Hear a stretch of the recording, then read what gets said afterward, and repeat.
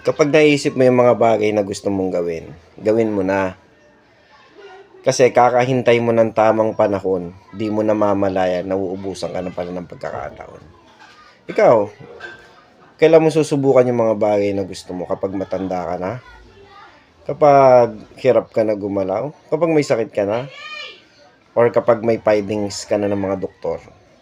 Di ba? Ang boxing, hindi lang siya nilikha para lumabang ka sa entablado.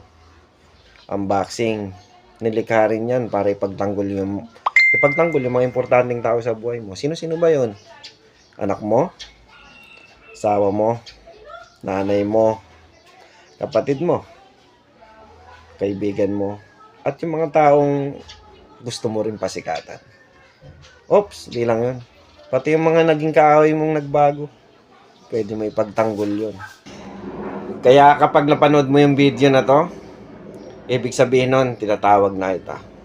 Pag training ka sa akin, libre yun at wala kang babayaran. Saan ka makakakita ng coach na ganun? Kahit saan ka umikot sa Pilipinas, nag-iisa lang yung coach Jun na magbibigay sa'yo ng libreng pagtuturo ng boxing. Alam mo bakit?